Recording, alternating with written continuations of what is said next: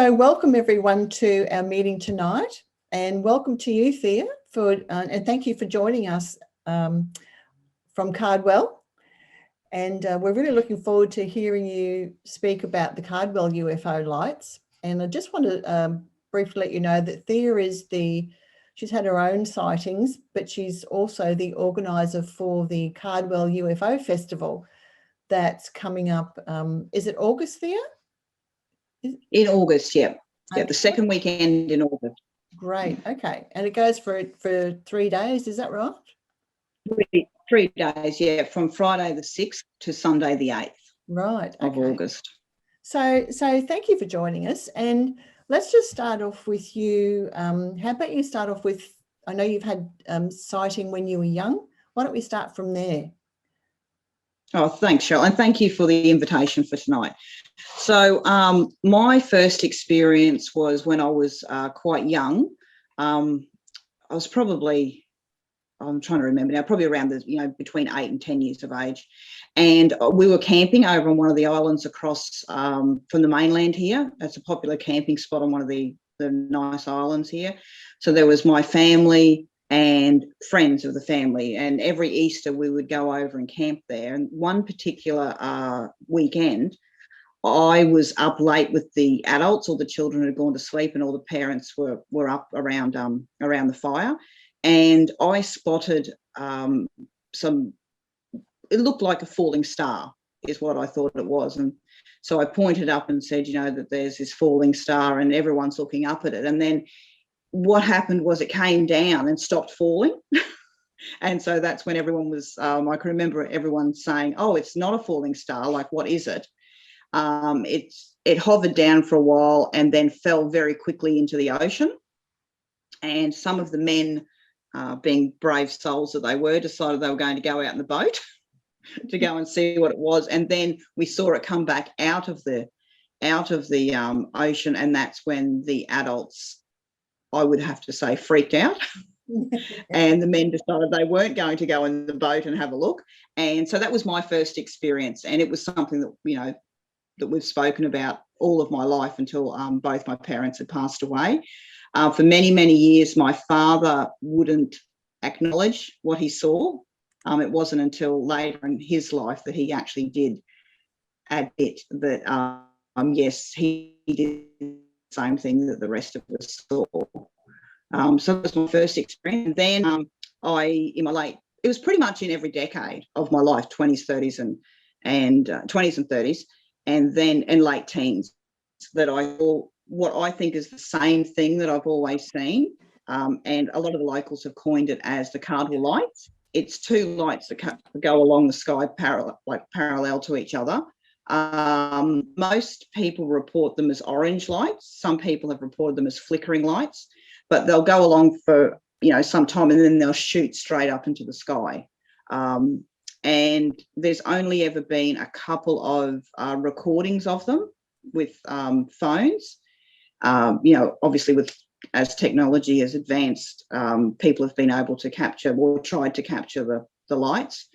And it wasn't really until that we started the UFO Festival with the Sea Files that a lot of locals actually came forward and said that they have seen this same thing.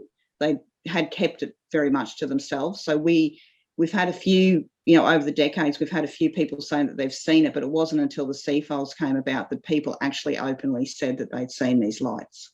And have they been seeing them for years, or is it a particular time?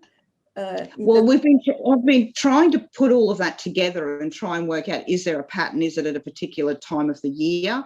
Is there certain years spaced apart before we see them? And from what I can gather, it's very random. The earliest that we've been told was in the 30s that someone saw, but that's been handed down. That's like sort of handed down in families, the talk. And one of the main things as to why we wanted to start the UFO Festival and have the component of the forum in it is that any long-term resident of Cardwell has either seen something, or their uncle or parents or grandparents or friends have experienced something. And so that was why we wanted to put the forum component into the UFO festival, because originally the festival was just going to be a bit quirky and fun, whereas people just dress up and have a bit of fun. But after sort of talking to other people in the town, we decided that there was a need to have, you know, an area for people to come to have a genuine interest. Yeah, sure. I can understand that. And people need validation, don't they? They need a space to be able to tell their story. Yeah, and we're very, at the beginning of every forum, we're very adamant in explaining to all the people that come into the forum that it is a safe space to share information. It's not a place to come in and ridicule or poke fun at anyone. So, and one of the great experiences that I found with our very first forum was that there were two locals who, one gentleman got up and spoke about what we coin as the Cardwell Lights. He got up and spoke about that. And another gentleman got up and said that he had actually seen that on the very same night, but they never realised the two of them had seen it on the same night until they were in that room talking. Yeah, corroboration. That's great. Yeah. So what can you explain to us? What might be a typical Cardwell light that people would report? What are they like? It's mainly the two lights that travel parallel together. Okay. We have had a couple of people talk about Midmid lights, and we do have one photograph. And unfortunately, I've only got a copy of the photograph, so I don't have the original photograph to be able to, you know, to see if it has been photoshopped or enhanced or anything. We have had a couple of sightings of people have believed that there's lights, but it's turned out that we had a couple of locals setting off what are those, the balloons that they make, I think they make them out of plastic bags, do they? And they set a little light under. Yeah. So we've had a couple of tricksters around. Oh, okay. But yeah. So we usually get those just before the festival. So I mean, they're just having fun. But unfortunately, it can sort of makes it a bit hard for the people that have a genuine sighting. It certainly does, yeah. So you said people have referred to the Midmid lights, which Ben has just actually put in the chat box. Because the Midmid lights typically, you know, they'll pace vehicles and they tend to travel along parallel and at the height, just above treetop height. Is that what the Cardwell lights do? Yeah. So what people have seen, I'm not sure of how many people have been up to Cardwell, but just out north of Cardwell is mainly where these Midmid lights have been seen, and it's along the highway when you're driving along the highway north of Cardwell, so that they will see them travelling along the top of. There's a very, very small tree line, narrow tree line along there. And they'll see that. And the photograph that was taken was actually forestry. It was some workers that were in forestry. They were checking on the forest plantations, and it was actually up one of the fire breaks. And it was, it was actually in daylight that they saw that. And from the photo, I'll send you a copy of the photo, Cheryl, because I've only got a copy of a copy, but I can send it to you so you can understand what I'm saying. And it's really quite large. Like when you're looking up the fire break, it really is quite large. And it did scare them all. There was a lady, she was the bravest one to get out and take a photo. And all the men stayed in the work vehicle. And as soon as she took the photo, they left. Right, okay. And are they typically local residents that report these, or you have tourists coming through as well, or? No, it's what I've received is all locals. I haven't received anything from anyone visiting. Okay, so what's the area around like up there? I don't know the Cardwell area well. I know Cairns, but what's growing around there? Okay, so there are mainly there's the forestry plantation, the pine plantation. We have a big aquaculture farm, the prawn farm. Other than that, there's a few banana farms, a few cane farms. There's a lot of wet tropics. A lot of area has been claimed as wet tropics. So there's national parks. And there really isn't a lot of infrastructure or development. Right. Has there been any reports of landings there? And has there been any ground traces left? No, not that anyone has told me. And I've had a look back through some of what Claire Noble had left us.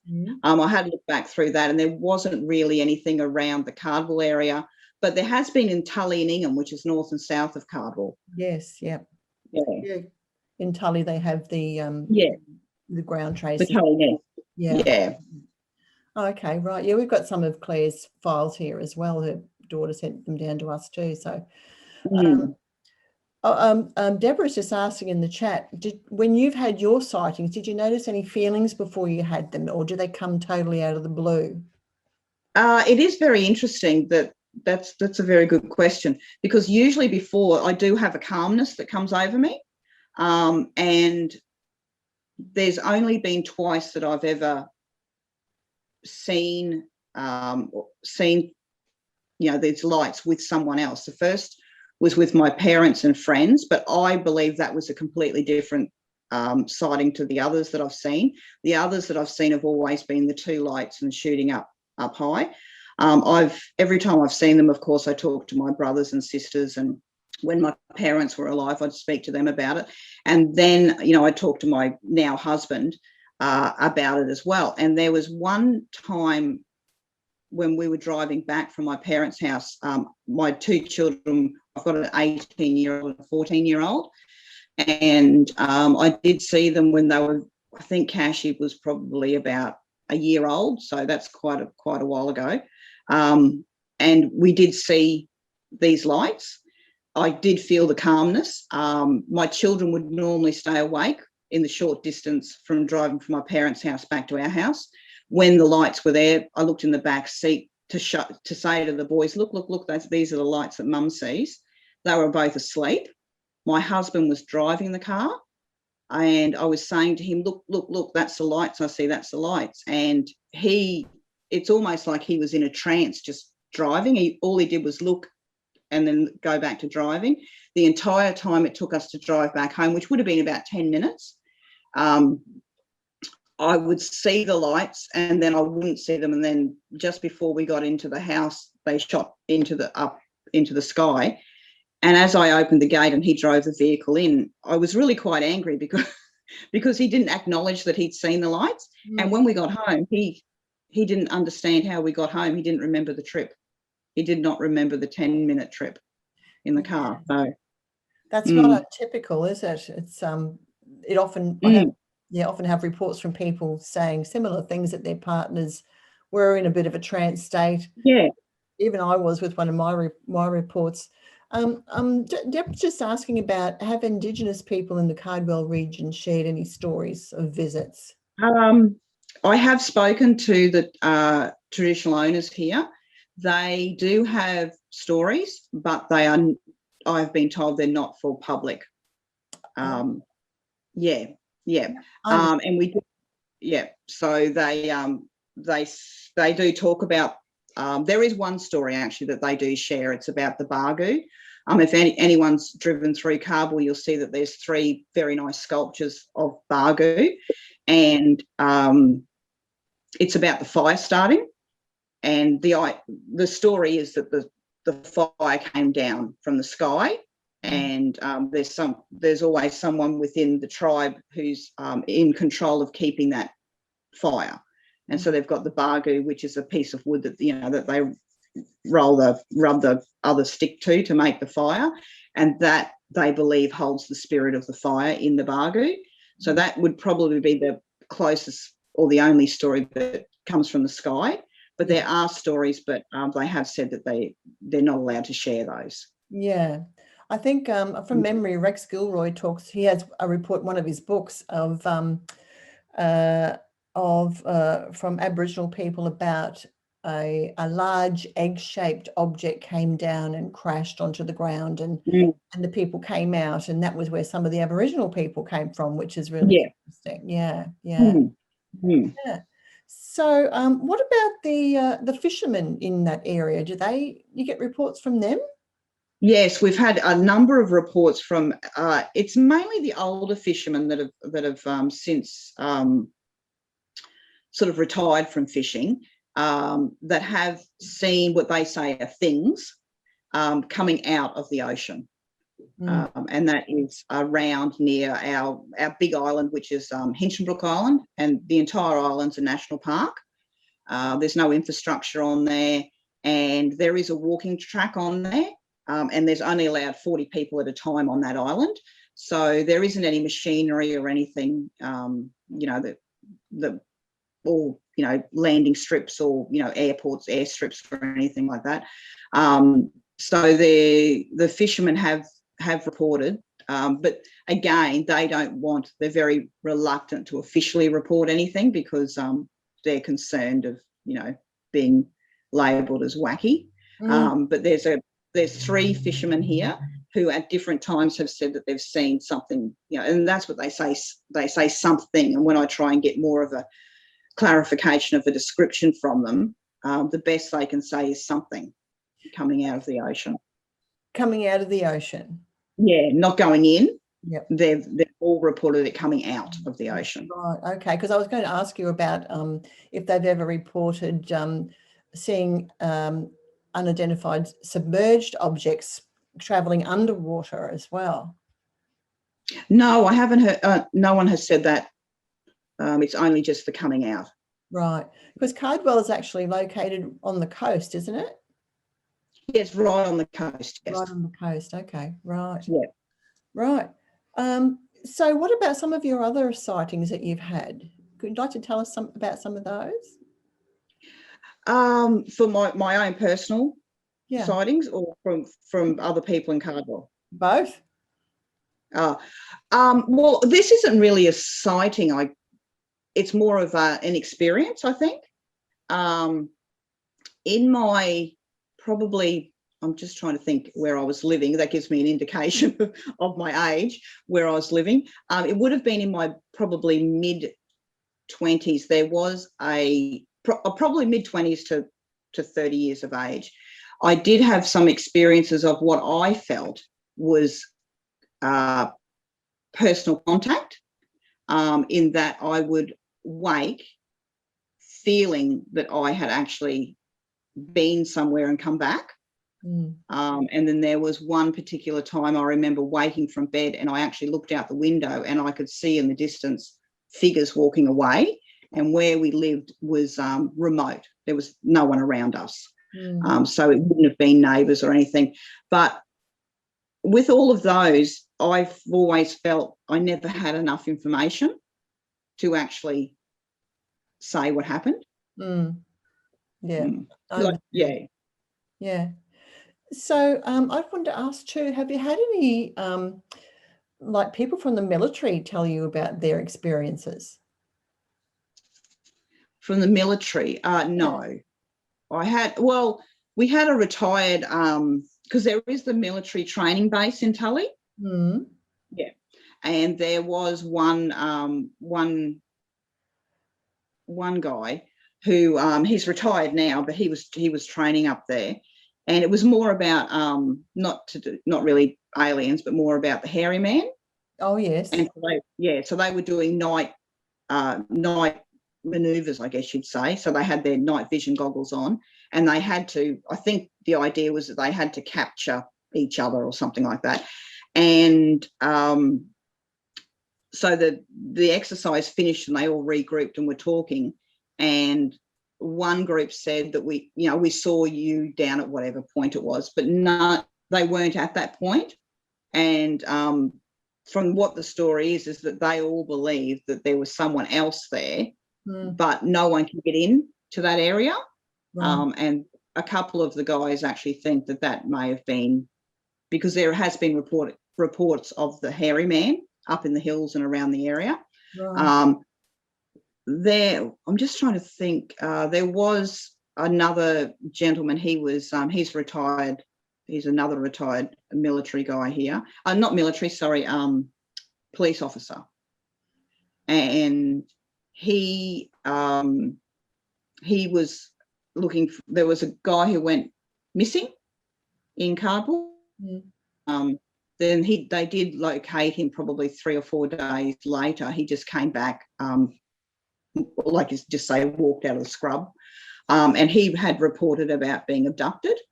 And the police officer said that he's interviewed many people, and he believed every word that he had said. So I don't know if that information went anywhere, or whether it was just kept within the police station. Right. But he did say, that he, as a police officer, and the other police officers did believe that the man was telling his truth. Right, yeah. So have you had any, you or anyone you know, had any visits from people? Well, I guess particularly you, I'd start off with, because you're the hub of the festival, you know, as the organizer. Have you had any officials approach you and just sort of say, oh, just try and sort of tap you down? Someone's asking this, so I'm asking on their behalf. No, I haven't. And that is something that's always that is something that the community always say before the festival, is that, oh, you know, she might get visited by the men in black or something. But no, I personally haven't been approached by anyone of sort of, I guess, what would you say, authority or anything. Yeah. No, neither have I. And it's the opposite with me. People often say that I'm working for the CIA. I'm like, oh, for goodness sake. Yeah, right. Okay. You need a pay rise. Yeah, from 0 to something. Yeah.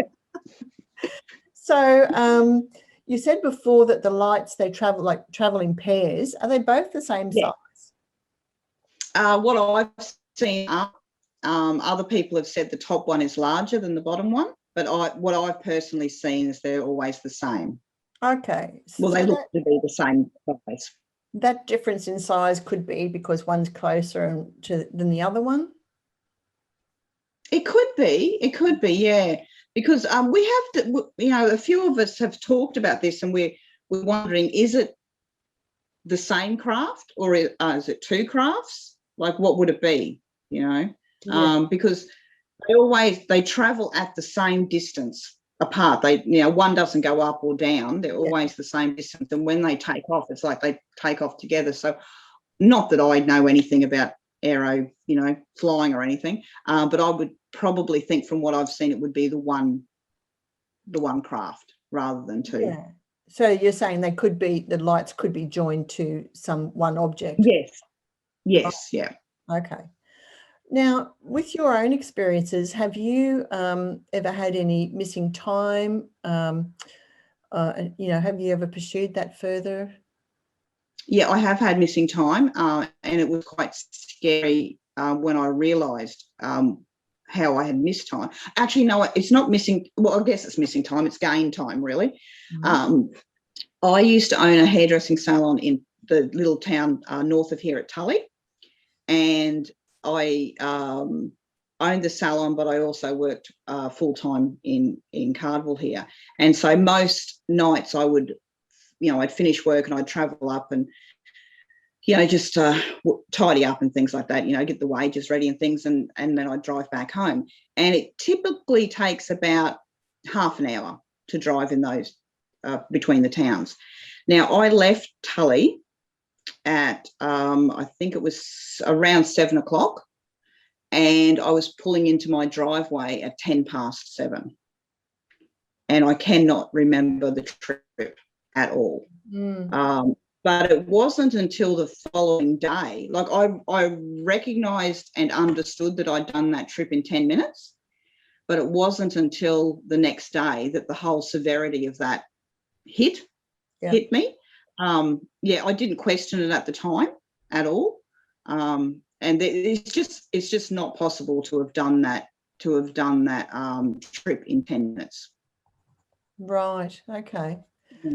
Interesting. And that's around the same time as when that would be around the same time as when I was experiencing, like I said, that I call it that I was having visitors. I'd have that time I'd wake up and feel that, I'd been somewhere else and had come back. Yeah, right. I'm going to ask you the dreaded question. Why do you think that you've had those sightings? And I have no idea. I wish I knew the answer. And I have spoken to doctors and psychiatrists and friends that have studied different things, as in, when I say study different things, like, healing and different things like that. And I don't have an answer for that. There is one doctor had said to me, because there is, and this isn't very sort of, I don't mean to say that this is how people are that experience these things, but I do have a family history of depression. I've never taken any medication for the depression. One of the doctors that I spoke to said, maybe it was some sort of way of subconsciously getting, removing myself from the depression or trying to get myself out of the depression. I don't believe that, though. I don't think that, people that have depression are being targeted. But that was one thing that was, offered to me. I don't believe I'm special in any way. I do feel, though, from early childhood that I've always been very open to your reality is whatever you want it to be, and the reality that we're taught isn't necessarily the reality that there is. So I think if you have more of an open mind to a reality can be anything, that could be why we see or feel or sense something more than that blocked reality. Yeah. And maybe that's more of an open line for communication between beings from other domains, where they're often report that they're prompted to go outside and look at the sky and they don't know why. So I think that's a possibility. But have other members in your family had any experiences, sightings, close encounters? No, only my parents in that one time when I was young. But I've got 2 brothers and 2 sisters, and neither of them have. Well, they certainly haven't told me if they have experienced anything. I'm sure they would have. Okay, so you think that you would have had that conversation? Because it's sometimes, I think so. it's a funny thing. People see things and they don't tell their siblings until and I've said to people, have you discussed this with other members of your family? No, never. Or maybe if you asked them, that sort of thing. Yeah. But no, they haven't. They my older brothers categorically told me that that I've got a very vivid imagination. So that's his view on it. Yeah, right. So Deb's asking, have you had any sense or vision of what your visitors look like? I have felt that there's no threat or harm. That's a sense that I feel. It's more of a very much coming from a calming or even a healing. That's the purpose. And almost like a checking up on. That's how I feel. Once I've sort of, it's very hard to explain. It's almost like for a couple of days you're in this sort of days in that you can still function in life, but it isn't until days later that it actually hits you that that's happened. If that makes sense. I don't know if that makes sense to anyone. As far as what these beings or anything look like, it's more of an energetic feel than anything. Right. Okay. Rather than a physical. Yeah. Can you expand a little bit more on the idea of healing, sense of healing? This is a personal thing that I believe that a lot of healing can come from energy, and I think the transfer of energy, and I think we as humans have a very long way to go in practicing that. I personally think it should be something that should be taught to everyone. And I think as a race we would come ahead leaps and bounds if that was embraced.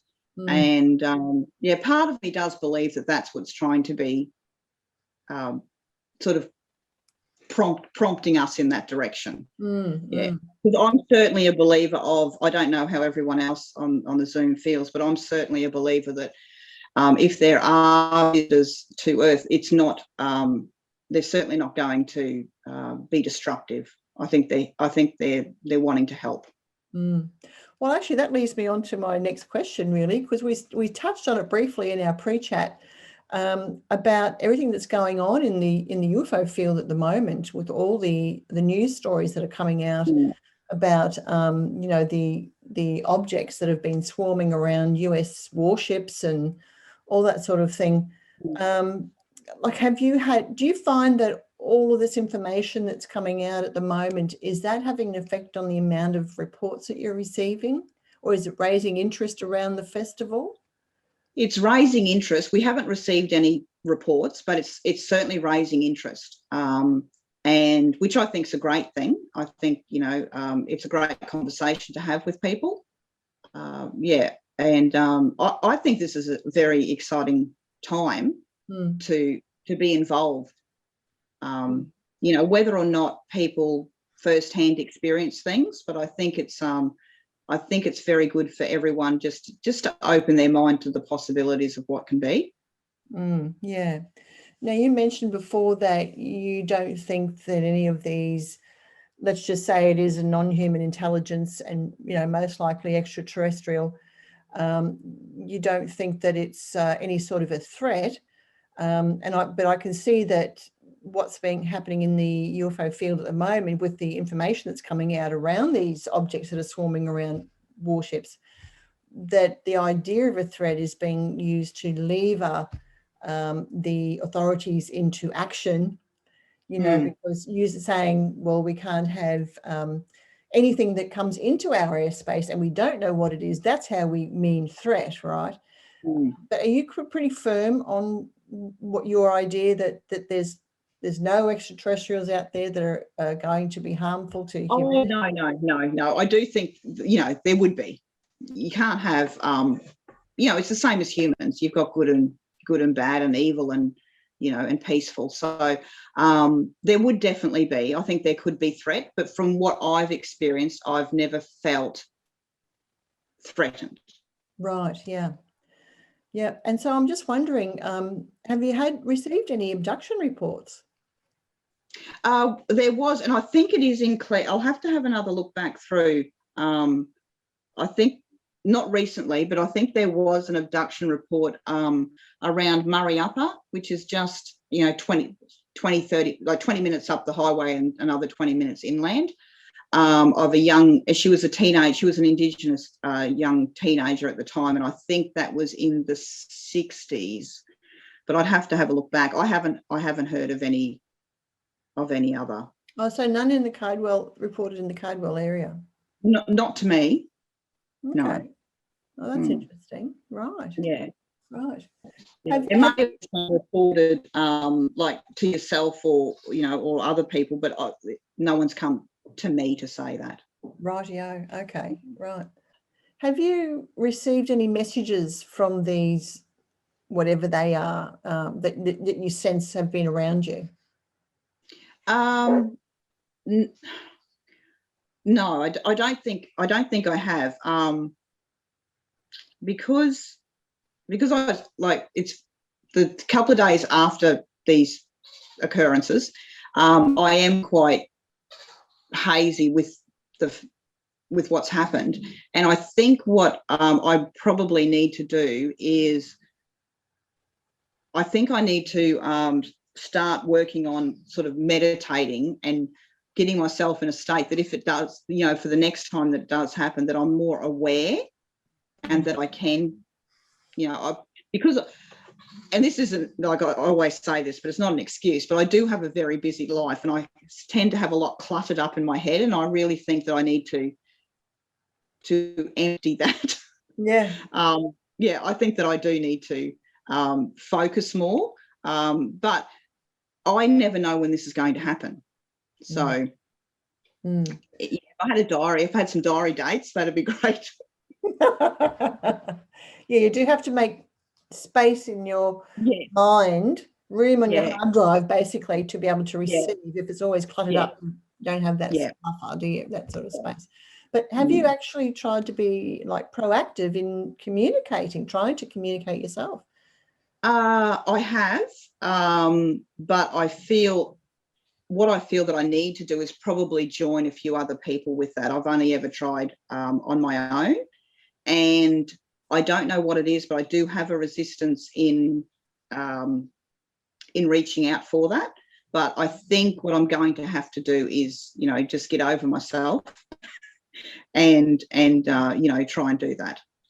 Okay. So if we could just go back to the festival for a while, because I know you'll want to promote it too, but why don't you run us through what actually happens at the festival and the forum and all that sort of stuff? How does it play out? Okay, so the framework, we'll say, of the festival weekend is that we have two components. We have a fun and quirky side, and then we also have an area for people that have a genuine interest in the unexplained.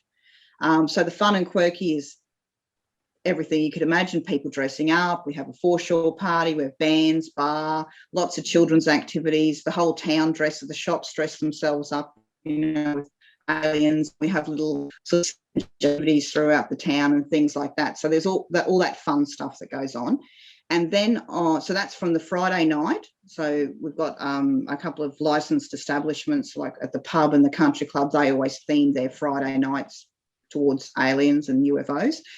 And then on the Saturday is when we have our forum, which is the Sea Files. Now we did call it Sea Files, which was a take on X Files.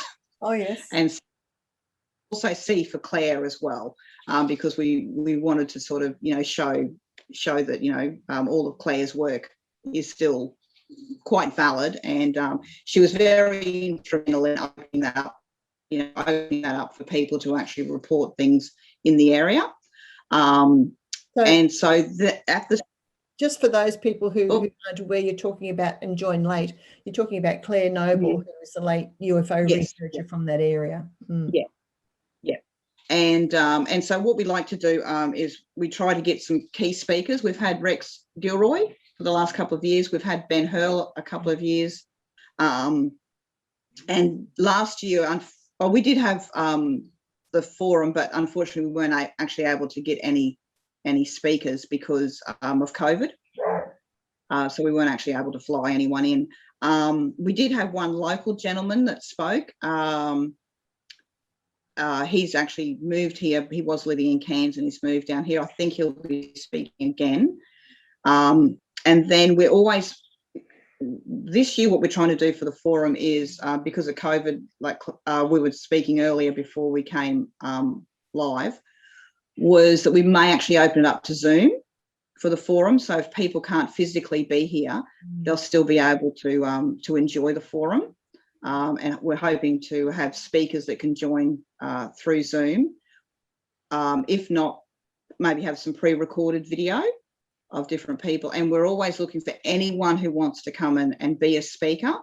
Our budget can accommodate for accommodation, because we do know Cardwell can be a remote place for people to come. So actually asking them to come and be a speaker can be quite expensive.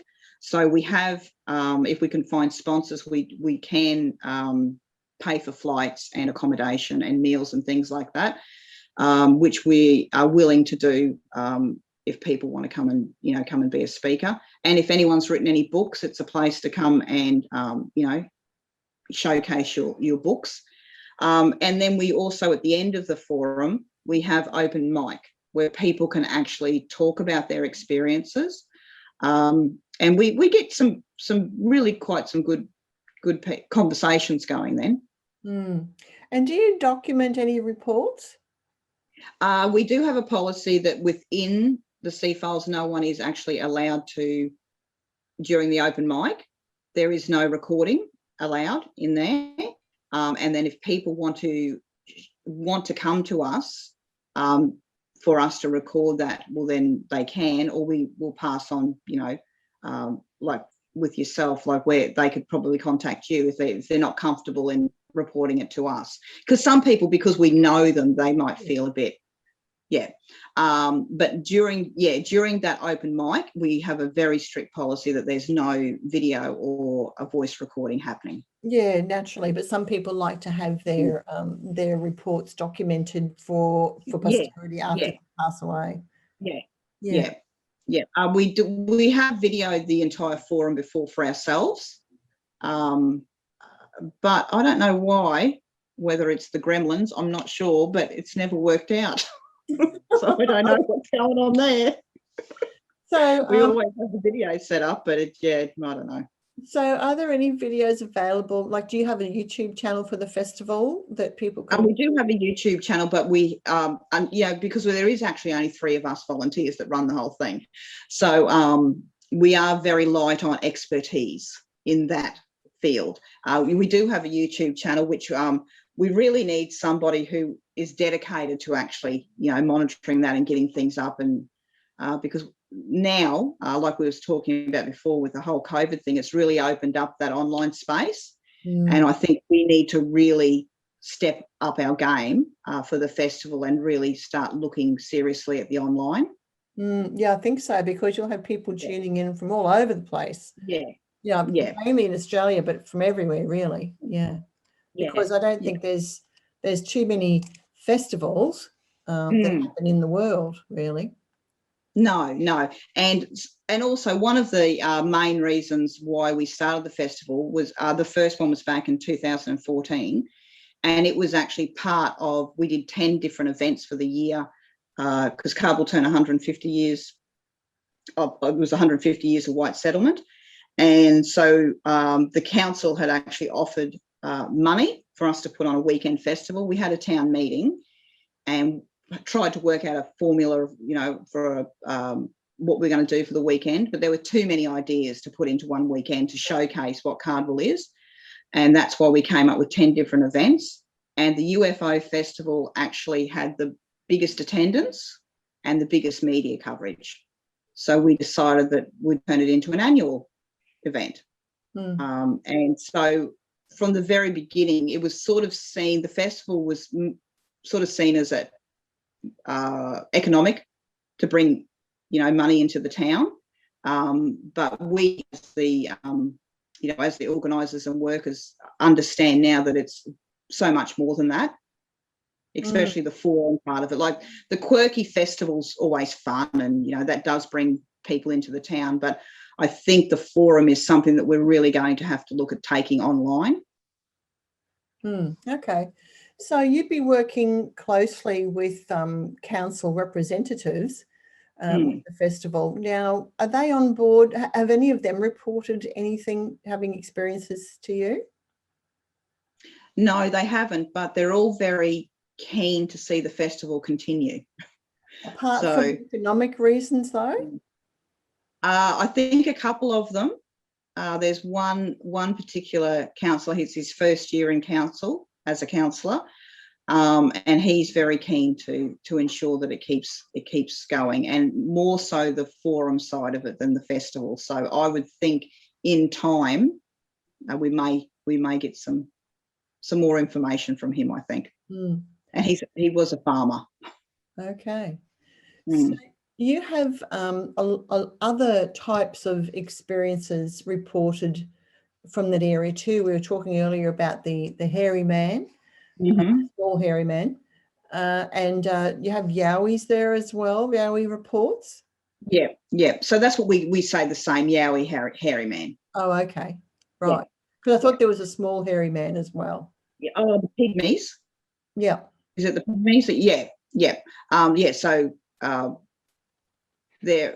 some people believe that the pygmies are actually an indigenous race that have sort of hidden themselves. So I haven't looked into that. Rex Gilroy is probably the best person to talk about that. There's been a lot of Yowie hairy man sightings recently up around Cairns area, like up in the Tablelands. I'm trying to contact those guys actually to see if they'll come along and do a little bit of a talk during the forum for that. Some people talk about a connection between those reports and UFOs, the UFO phenomenon. Do you think there's a connection, or have some people posited that idea? I have heard of it. I personally, I honestly don't know. I don't know. I think you'd have to probably have a look at the correlation between sightings and of both, of aliens, I guess, or crafts or ships, and yowies. Like, are they in the same area? See, I haven't gone that deep into that. Oh, okay. Yeah, that's what I was asking you. Are they in the same, reporter from the same? Yeah. So I guess that's probably something I haven't really thought about. That would probably be something that we could talk with Rex about, I guess. That would be good. And also another thing too is I do have an old timber cutter who we're going to have to, because he is getting on in time.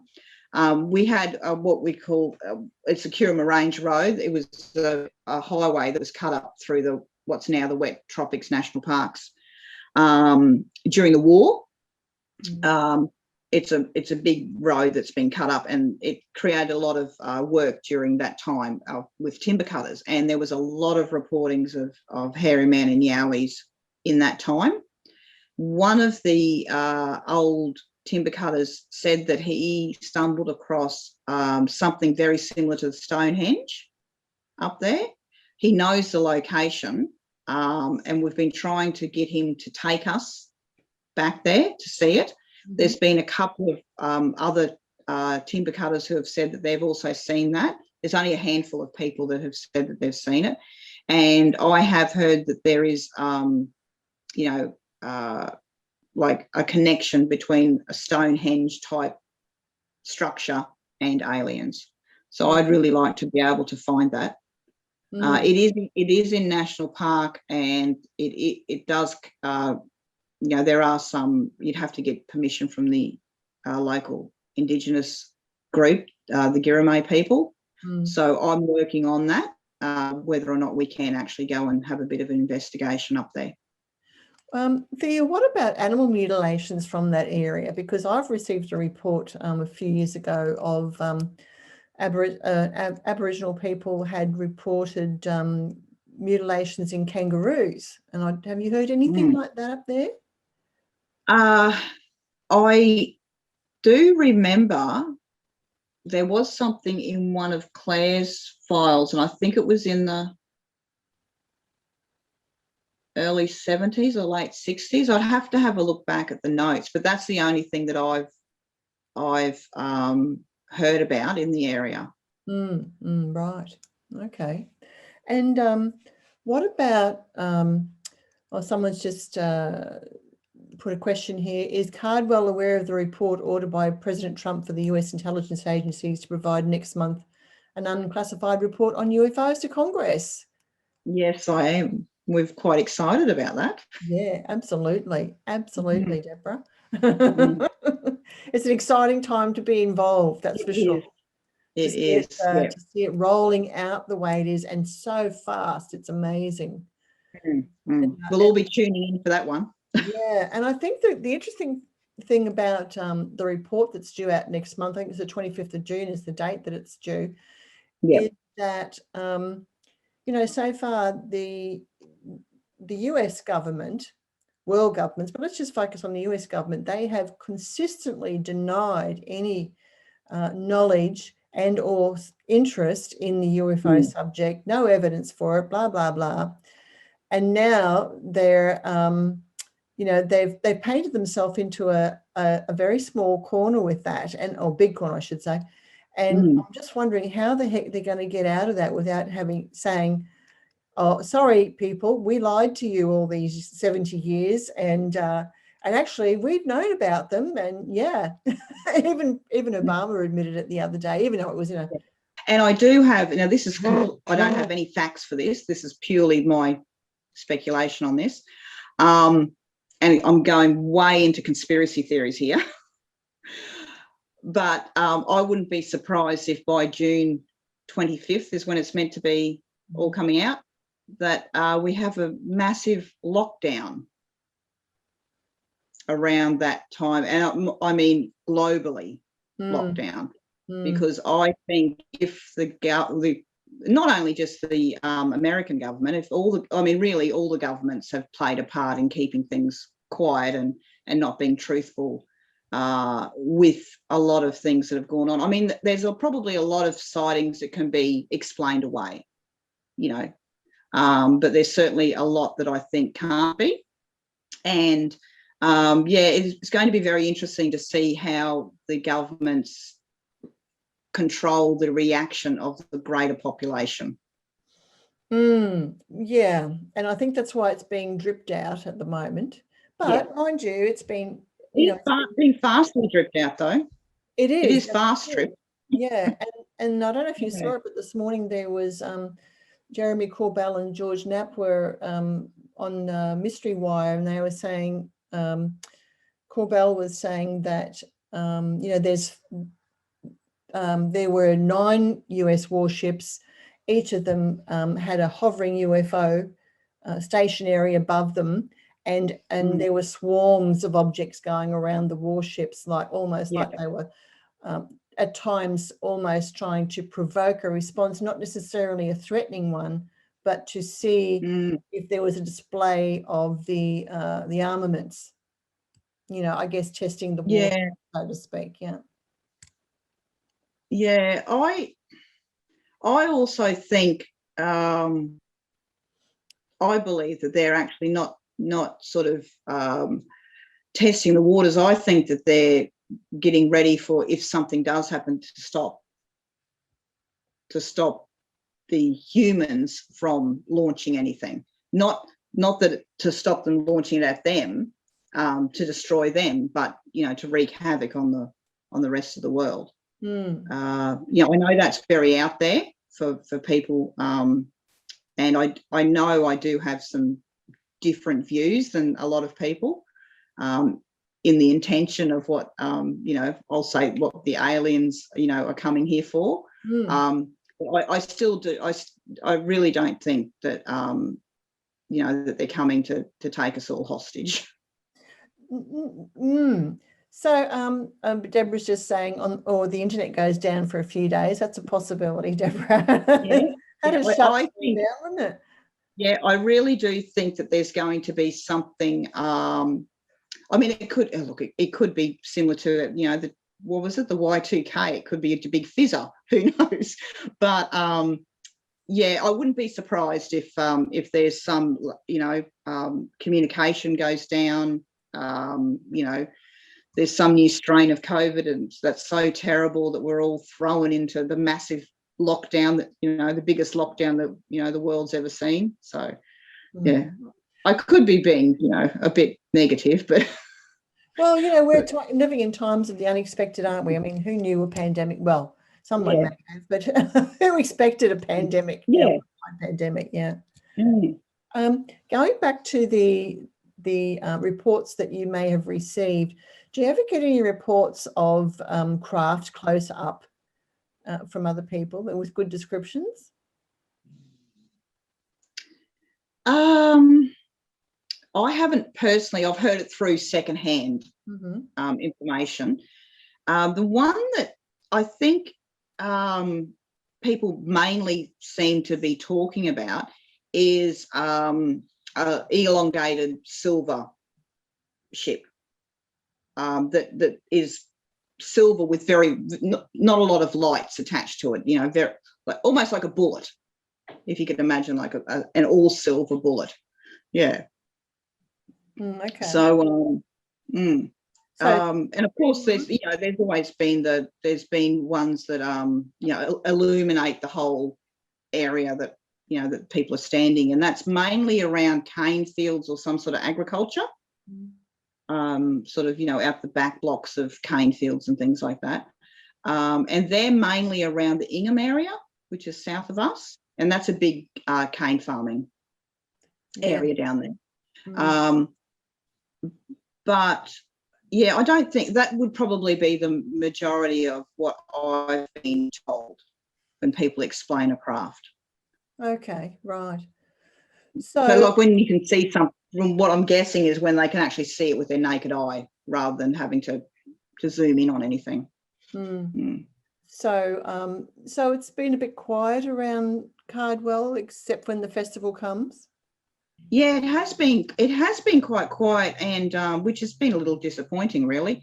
But yeah, people do tend to start to bring their experiences, I guess, closer to the festival. And like I said before, you know, they'll come and see me and say, "Oh, I saw something 6 months ago." I'm like, well, you should have, you should have told me 6 months ago, because you know their memory can change, you know, and they've spoken to people and people can influence them as to what they did or didn't see. And yeah, so it's really about trying to get the message across for people to report as soon as possible. Yes. Really important, not always possible though, is it? Yeah, yeah. And before they, if they haven't had any sightings or encounters before, to get them to tell you, you know, like you've got that like 3-month window from the event where there's very little contamination, you know, of their memory before they start reading, talking to people and watching stuff on YouTube. And Yes. Yeah. Actually, that contamination period is much shorter these days than it used to be, but it used to be about 3 months, you know. But now it's probably like 3 days if you're lucky. Yeah. Which is true, because it does affect people, start to affect people's interpretation of their own experiences quite quickly. Yes. Yeah. And also I found people they'll start to, like, they'll say, I'll just do an example, they'll say that they saw something 6 months ago, and it'll be, oh, but it could have been, maybe it was, you know, and they start to second guess themselves as to what they actually did see. Yeah. So and that's what I'm trying to get the message out there, you know, to report as quickly as possible from when you viewed something. So if anyone has any suggestions of how to get that out to the public, I'm open to suggestions. Yeah, I do think that that we're going to go into a period, at least over the next couple of months, where there's going to be a lot more media attention. And when, as I was saying to you before, when things are in the media and more people are reporting their experiences, then it gives other people permission to come forward and do the same. I'm hoping that happens with more military people, actually, because that's really important, because that's when the media will pay much more attention with witnesses, trained witnesses, shall we say. Yeah. Couple of questions here. I'll just go back. So, oh yes, just a reminder, Ben's reminding us about the show on Sunday night at 7 p.m. on this 7 News Spotlight, I think it is, with Aussie ex 60 Minutes presenter, I think he is, Ross Coulthart, doing his documentary, which supports his book called upcoming, I think the book's out now, In Plain Sight. So that should be very interesting. I've been watching him on my UFO Facebook friends pages, you know, where they've been interviewed, and I've seen where he's been going across the US. So at least there, so we'll see what happens. I hope it's a good show. And Samantha's saying, I get confused as to what is an ET craft and what's man-made. Queries I never thought I'd be thinking. That's how much obfuscation there's been. Very true, Samantha, very true. I think that, you know, when it comes to,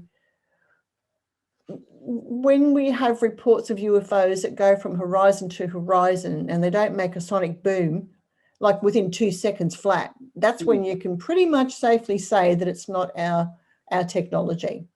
Or the new term that's been introduced, it's transmedium, where it goes from the atmosphere into the ocean without leaving a splash.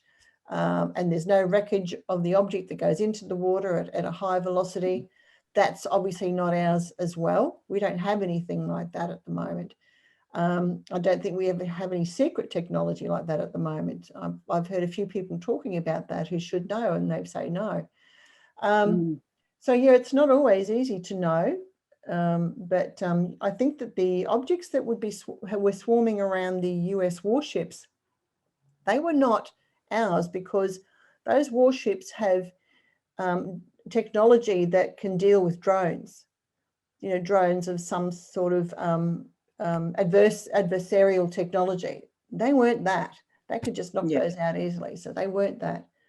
And, you know, and I remember hearing, I think it might have been Jeremy Corbell or Lou Elizondo was saying that the officers on those ships, they weren't frightened. They were just awestruck at what they were seeing, because the objects were doing things that they knew their own technology couldn't do. They knew it was from some other reality or extraterrestrial in origin, perhaps. So I think, you know, there are some telltale signs to know that it's not ours. And Tim wants to know, has anyone reported seeing Zeta type ETs? If you know what a Zeta type is. What is a Zeta type? Yeah, what is the Zeta type, Tim? Is that I forget, is that a grey, or is it have you had anyone report seeing beings, full stop? Yeah, we have one lady, she's a massive fan of the UFO Festival. She comes along every year, and she always talks about her experience of waking up and seeing a naked, what she would say is a female alien, because it was unclothed. She said that all she felt from that was love from that being. And she said that, you know, there wasn't any conversation, verbal conversation, there was telepathic conversation. And she said that it was just purely about healing the earth and healing everyone. And that was then when she went on her journey of energy healing with Reiki and a few other different things. So that was early on in her life. And I'm thinking she would be in her early 80s. And she experienced that probably in her early 20s. And then she went on a path of natural healing, we'll say, or energetic healing. Yeah. Now, that's quite common for people who have close encounters, isn't it? Mm. Yes. Yeah, it is. And, people, it's very impactful, the experience, and it's usually life-changing. And what about you? You've had multiple sightings. Did that have an effect on you, that you sort of noticed changes in your behaviour or your approach to life or your beliefs? Or I think since I did make a decision, I think as much as a child can make a decision, in that I was very committed all of my life to wanting to help and heal others. I have worked on different modalities of healing, and I have helped people. I don't do it as a profession, but I do energy work with people that do ask for energy work. And I think it's because of that very first experience. And I know each time that I have had an experience, I would say that my energetic vibration has risen, and that I am actually, you know, I feel in myself that I'm actually able to help people to another level each time. Okay, so when you say your energetic vibration has risen, can you explain that a bit more? So do you understand working with energy, like the vibration that you feel? Yeah. Yeah. I'm just for other people who are listening, that's all. Yeah. So I feel that in my personal energetic vibration is risen, in that I feel a lot calmer and stronger and clearer, even though I did say before that my head is full of clutter. But I feel more at peace. And I do see, I think I see beyond the actual reality of like, it's almost like I can see beyond, it's very hard to explain, beyond what is, like I can see energy and colour within things. Okay. if that makes sense. Like Yeah. I can see rainbows within trees, and I can see the water moving differently at times than what I would normally see it move. Okay. So, right. yeah, so I feel that I'm seeing the vibration of a different dimension of vibration. Oh, that's interesting. Yeah, right. That's an interesting way to describe it. Yeah. I'm very, very poor at describing things, because I'm trying to describe it in a way that we see this reality, and Yeah. it's not the same. Yes. So it's difficult to explain. Yeah, there's no words to explain experiences with Yeah. other domains, is there? Yeah. Yeah. Yeah, that's right.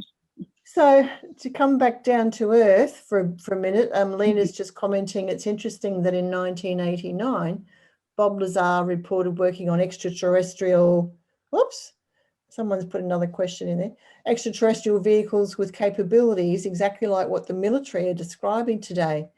Makes you think maybe he was telling the truth all along. And if he was, that means they have craft in storage somewhere. What do you think of that? I do believe that. Yeah, I do. Oh, that's my dog barking. Sorry for that. I do believe that we have, as in we, the military and the people up here, have received information on engineering and crafts, and that they've actually adapted that into society. I mean, there's always, like, the movie Men in Black about Velcro and different things like that, if you remember, having a bit of a spoof about the different inventions over time. But I do believe that that there has been some interjection with building of crafts and engineering. Yeah. This comment from Samantha is about the classified military folk stepping forward, disclosing reverse engineering technology they worked on years ago and has been withheld from the public and general military, etc. Much of what Stephen Greer captured in the disclosure book. Actually, have you read Stephen Greer's book? That one? Yeah. What did you think of it? Because in his book, I think he was that the first one or this? I can't quite remember, but one of them he said that all ETs are benefic, they're not going to cause us any harm. And then later on he turned around and changed his mind about that, and now he seems to change back again. Yeah. Yeah. Could you work out why he changed his mind from the book? No, I don't know. No. Because I thought because he got a lot of feedback saying, because who can know what all extraterrestrials everywhere, if they're all advantageous for humanity and have our own, who could know that?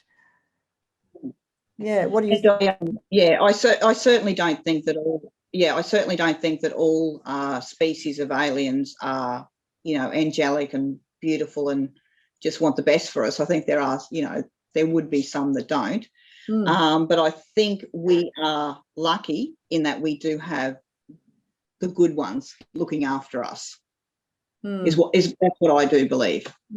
What about though, like the beings that are involved with alien abduction experiences? I mean, they surreptitiously come in like thieves in the night, and what do you think about that? And it's from when you've actually looked into it, it's been horrific experiences for people. So I don't have an answer for that, other than that there are obviously beings that it could be just as simple as there are some humans that are quite nasty and horrible and will inflict horrendous experiences onto other human beings, and when there's other human beings that all they want is the good for humanity. So there could be those two factors within the same, but again, for anyone that has had a horrible experience, I wouldn't like to say to them that that everything's great and wonderful and we're all going to get looked after. It's something that I don't have an answer to. I don't understand what that is. I mean, you know, some people believe that we're just an experiment, you know, and they're coming and checking and, you know, having to do these, you know, I guess tests and, you know, keeping an eye on what's happening with us. That is one explanation as to what the abductions are and the probing. So look, I don't know. Well, I think what you're saying is probably true in part, that, you know, some of them would be scientists and they'd be here. I mean, I've had reports of people where these beings are collecting small leaves off bushes and trees, like the new growth. And there was a report where they were picking up, they seemed to be picking up insects off the ground, collecting insects and things like that. So, yeah, I think they'd be here. It'd be normal for them to study life here on Earth like we would on another planet, you know. But I think with the abduction phenomenon, it just went on for such a long time, every year, like for 10 years, all around the world, there was something else going on there. So, but what it was, you know, some people who've had the experiences say, I know what it was, but other people go, well, I just don't know what it, you know, don't know what it was all about. And I guess it's difficult to get some clarity on that sometimes. I change my mind about it all the time. It is. Yeah, I go back and forth because, and I think it's probably what you're looking at or reading or, you know, at the time, like it can influence, which is good because we all want to educate ourselves more. But I do get very confused within myself as to you know, why any of it is happening, really. Now, Tim's saying the bad guys, are not in complete dominance. Otherwise, we'd all be slaves. Many abductions, I think, are health checks. And if you happen to have reptilian or Zeta body, it's a tough PR problem. What do you think about that? It's not a nice thought, is it? No. You know, yeah, but, you know, it's something that I think needs to be thought about. You know, because you can't dismiss anything, I don't think. I think everything needs to be given time and discussion. And I think these are the things that I'm hoping that some of the conversations, that all this information that's coming out will be getting people, you know, stimulate them to have these dialogues, because they are really important. Because some of the information has been coming out for a long time, but some of the really important conversations, they haven't started yet. This is just the beginning. This is just getting that different level of corroboration, which is above what UFO researchers have been collecting for decades. This is getting people in authority to say, hey, this is real now. And you know, it's taken all these years just to get to that point, you know. So it's one thing that my 14-year-old son asked me the other day was, and I'd never thought about this, but he said, do you think that they're going to disclose contact because Elon Musk is actually going to find it when he goes to Mars? And they want to get in first and say yes before someone else can actually say what we've all been believing to be true. Yes. Yeah, that's a possibility. We've already got robots on Mars, so who knows what sort of footage they're sending back already. So that's a very good. And I think also the children. Sorry. No, go on, keep going. You're right. You go ahead. And I think it's. I mean, I sit and listen to my children and their conversations with their friends, and from what I've heard, all of the kids are so open to that. You know, there has been. You know that there has been visitors here, and that, you know, we aren't alone, and they do believe that in their lifetime there is actually going to be connection. Yep. Which is interesting, because I never thought that would happen in my lifetime. Yes. Yeah. Deborah's just asking, have you noted amongst the visitors to the Cardwell Festival, have you noticed any people who might look a little bit alien to you? You know, that's interesting. There was at our very first UFO festival in 2014, a couple, actually, a male and a female, that came along who were very quiet. And we haven't had it since that, but it was our very first one that we thought that there possibly is, that they may have been probably not from around here. What we did mention at our last forum was that we were going to bring out a book with sightings and experiences right across everything from the hairy man, pygmies, the Midmid lights and everything. We are close to putting that together. There are a couple of things that we just want to make sure that everything we've got in there, we have solid permission.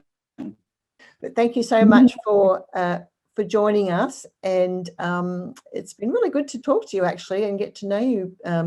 You know, rather than, as I was saying to you earlier, if we didn't have Zoom these days, we probably would never have had this conversation. So it's been great.